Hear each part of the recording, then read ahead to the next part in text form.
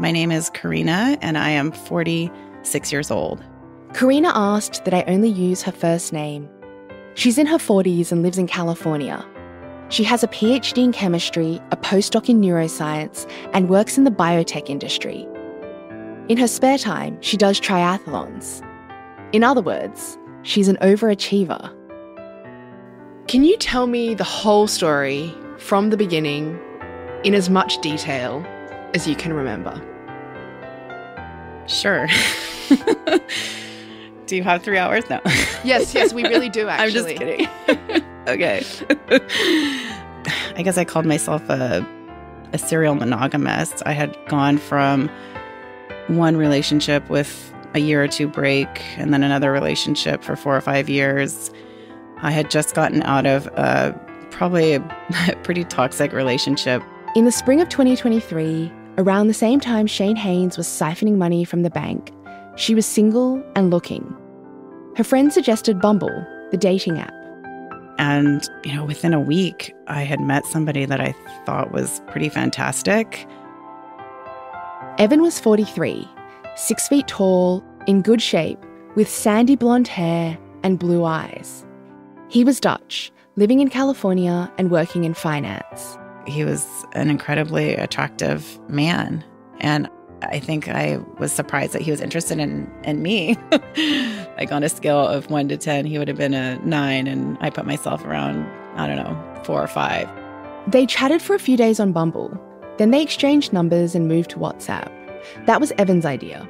And once we moved to that app, communication became much more frequent. It went from, just a few minutes a day in the Bumble app to almost hours a day in the first few days.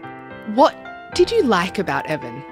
I think initially I just liked how much attention he was paying to me.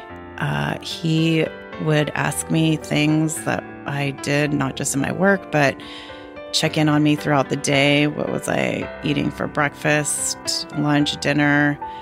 Almost seemed a little kind of excessively interested in me. But to me, I saw it as incredibly flattering because, to be honest, nobody I had ever dated before spent that much time trying to get to know me, or even as intensely so quickly. He talked about himself too. He told her about his parents back home. He asked for advice on his sister's marital problems. He shared a lot. He said he'd been engaged once before, but that his fiancée left him when he had financial problems. It was probably in our third night of chatting on WhatsApp. He was checking in with what I was doing, and he called me honey. He was like, honey, what are you doing? And I wrote back and I said, oh, is that what we're doing already? She asked her friend, is this weird? Her friend thought it was cute, so she went with it. From then on, it was honey, this and that. And gosh, I loved it. I loved the affection. It was sweet. They talked about the 5 love languages. Verbal and physical affection were high on both of their lists. At the bottom of his was quality time. He wanted me to know that he was in a place of trying to get his business on autopilot, and he wanted to retire early, and he thought he was on track to retire early. So his primary focus would be his business and his work. I even said to him, that's fine. Are you okay with me, spending weekends when you're with your business clients, me going off and working out with my friends? And he said something cute like, oh, I'll drop you off and pick you up. It got to the point where I would be spending hours a night on my sofa just chatting with him via text through WhatsApp. I asked if we could speak or when he was ready to speak, and he said he wasn't ready after a week because he wanted to get to know each other better conversationally through the chatting before talking on the phone. Maybe this should have been a red flag, but Karina felt differently at the time. I kind of understood it because I thought he might be an introvert like myself.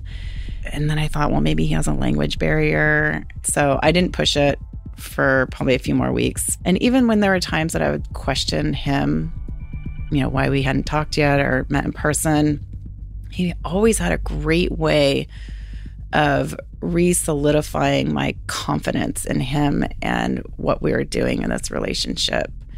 just by feeding me the information I wanted to hear, things that he valued about me or things that he liked about me and how he was planning for our future together. And he had told me probably at 3.5 weeks that he loved me. And that was crazy. We hadn't met yet. And I said that. Again, for me to question him and to say something like, you don't know me, he would turn it around and say, he's like, but I do know you. And again, how can you question us in this? Evan was rich. He liked to show off his fancy cars and watches. Karina wasn't rich, but he didn't seem to mind. And actually, he wanted to help. He learned that I had student loan debt, and he said he wanted to help me. And not by paying it off for me, but teaching me how to trade cryptocurrency so that I could pay it off. I mean, that's pretty much what he did in his business. I kind of saw it as he helped wealthy people get wealthier. But he did help people like me. He'd brought it up a few times, and then, that final time when I asked him, why do you want to help me so much? That's when he told me, because I love you and I like your character and you're a good person. I can tell you're a good, genuine, kind person. And that's the kind of person I want to be with. She agreed to let Evan show her how to make money trading in cryptocurrency. So Evan taught me how to do it using a small amount of money, or what he thought was a small amount of money, which is $1,000. I was already kind of nervous at $1,000 because I didn't really have very much savings, but I was willing to do it because he said he would hold my hand, walk me through it, and guide me every step of the way. And he wouldn't let me lose a single dollar. And he reminded me of that over and over again, that he was going to be the most conservative with me, more than he is with his clients when we trade. And we will not trade if it's not going to be profitable. First, he showed her how to swap her dollars for cryptocurrency. She bought $1,000 in Tether. Tether is the most traded cryptocurrency in the world, more than Bitcoin. Its value is pegged to the US dollar, which makes it less volatile. With her 1,000 in Tether purchased, Evan then showed her how to move her coins into a trading platform. He was guiding me with screenshots on what to press and choose. I would send him a screenshot of what I was doing, and then he would send back a screenshot with like a red box hovering over the next thing I needed to tap on. She was trading on her phone on the website of Kraken Futures. Kraken is an American cryptocurrency exchange, which is like a bank for crypto. It's the exchange where Shane Haynes in Kansas bought his crypto, and Kraken Futures was their trading platform. Karina would start with $300 of Tether. And I think it was within a day or so that there was a trading node. He would say, okay, it's time to trade. She was basically making short-term bets on whether the prices of other cryptocurrencies would rise or fall. Over 10 minutes, Evan guided her through a series of trades. So I think I made around 160 USDT just playing with 300. And he's like, how do you feel? And I was like, yeah, that's great. Like, I can't believe it. And he's like, okay, let me show you how to move it back into your bank account. And it worked. It was fine. And so that gave me the confidence to want to play with a little bit more and invest a little bit more. And so I ended up putting in another $4,000 a week later. We traded, and he's like, imagine if you had $20,000 in there. And I couldn't imagine that because I don't have $20,000 lying around. Evan kept pushing Karina. How else would she pay off her student loans? And I started to get a little annoyed with him and thought, well, is this what our relationship is about? Is all you care about is how much money I make or that I'm debt free? And then, no, I don't care. That's not why I'm interested in you. And yeah, let's just focus on our relationship then. So for the next 3 weeks, he didn't bring it up again. So they went back to chatting, long conversations about their values and the life they'd build together. And he started showing more interest in me sexually. And it just got me more attached and more addicted to his attention and that positive affirmation that he was feeding me on a daily basis.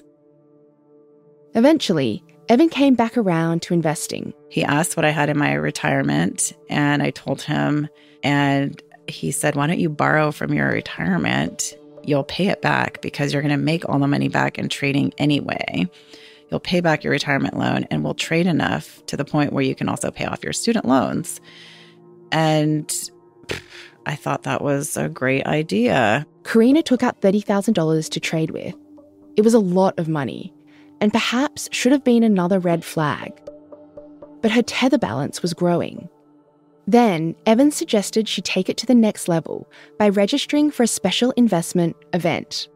He neglected to mention, though, that to take part, she'd need to invest a huge amount by the end of the month. Once I realized I needed $150,000, I freaked out because I told Evan, I don't have this kind of money. Why did you tell me to register for $150,000? I didn't know what I was doing. I was just blindly following his instructions. If she didn't come up with the money in time, she'd have to pay a massive penalty. She panicked. Evan told her not to think so negatively. He said that she had options. I called various loan providers, and I was able to get a $38,000 loan. And I was really proud of myself for getting this. The interest rate was 26%. But she needed even more. Evan suggested she do something she'd never done before: borrow money from family and friends. Evan encouraged me not to tell them it was crypto because people don't understand finance. And I was also kind of embarrassed about how big of a hole I had dug for myself in this thing. And my mom didn't ask any questions. She said, how much do you need? Evan said he would deposit some money too. And so it was done. She'd completed the event, her account showed she'd made some money, and she wanted out. She requested to withdraw everything. A site administrator said, fine. Right after we do a security verification, they'd need a picture of her ID and a portion of her profit as a fee up front. And I said, well, can't you just pull it from my account? I've already got a ton in there. No, that's not how it works. And that's when I borrowed from my aunt $10,000, and I borrowed from a dear friend of mine another $10,000. But of course, it wasn't as simple as that. The site came up with some excuse about how both Karina and Evan had violated their platform. Their accounts were frozen. And then he lost it. He was freaking out at this point. And then finally he confides in me that he had a client whose money he put in there. And what is he going to do now? He was becoming desperate and turning it around and saying, now it's time for you to help me. I helped you. I need you to help me. This is exactly what my fiance did in the Netherlands. She ditched me and she left me when I finally needed her. This always happens to me. I'm always helping people. Nobody helps me. How could you do this to me? She made one last-ditch effort to help. And so I called my mom and I told her the whole thing. All of it. Her mum said, let me talk to Mike, Karina's stepdad. So the next morning he calls me and he's like, I slept on it. And sometimes when I sleep on things, I wake up with a little bit more clarity. And after hearing everything you told me, first of all, I don't know how to say this diplomatically, but this Evan person is not your friend. He said to her, just call Kraken Futures. That was the platform she had invested in. And so that's what I did. I called Kraken Futures and talked to the person on the phone. They could not find an account for me. They asked for my email and I said, I didn't use an email. It was a phone number. We don't usually set up accounts with just phone numbers. And so I explained to him what happened. And he said, I'm really, really sorry to tell you this, but I think you've been scammed.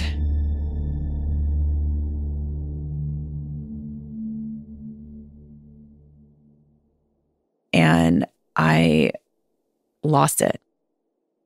She'd never been invested in Kraken Futures. It was a lookalike website set up to steal her money. She asked the guy on the phone, what do I do? He said, go to the police. She went to the station and talked to an officer.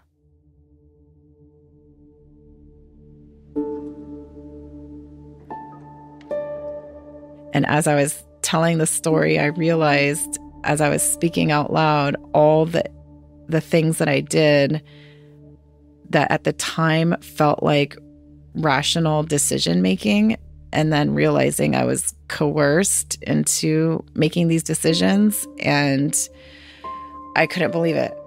She stopped talking to Evan, and she was broke. And it was a harsh transition for me to be this independent person my whole life to moving in with my mom at 46 or 45 at the time. But it felt like I had failed at life big time. Sorry. I actually didn't think I was going to get emotional. Take your time. It's weird. I've told this story so many times, but when I go into depth like that, I haven't said some of those things in a while.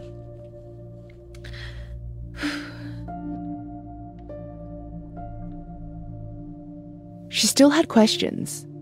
What exactly had just happened to her? I started to just type into Google crypto scam or romance crypto scam, and I came across this article that was titled Pig Butchering. And when I read that, I thought, oh my God, that is exactly what happened to me. In all, Karina lost $152,000 to her scammer. She's on a 10-year plan to pay back all the money she borrowed. I did go through a state where I thought that just disappearing or ending my life would have been easier than telling people what happened and having to confide, and even just thinking about how much my life was going to change. She reported her losses to every agency she could think of, but didn't get much help. What has your experience been with US law enforcement? It's poor. Just to say the least. She learned to figure out for herself where her money went. Cryptocurrency transactions can be tracked. It's all in a public ledger called the blockchain. You just have to know how to decipher it. So Karina took a course on how to do just that. She followed her losses all the way to a cryptocurrency exchange in Thailand. That's where it was swapped or cashed out. It's a black hole after that. I already accepted my money is gone. It's not about that anymore. She just wanted answers. And she did find one. Not about her money, but about Evan. I used an online search reverse image, and I put a few pictures of Evan in there. The search turned up an Instagram account. He was a gay man, 48-year-old, living in Texas, prolific on Instagram. There was no Evan. Her scammer had stolen this guy's photos. She figures his whole story, his relatives in the Netherlands, his ex-fiancé, his investing business, was all made up. In a way, it was all pretty astounding. The fake Kraken website, the months of trust building, chatting about love languages and their plans for the future. Someone, or maybe multiple someones, had put in a lot of time and effort. I will never know who was on the other side of that phone.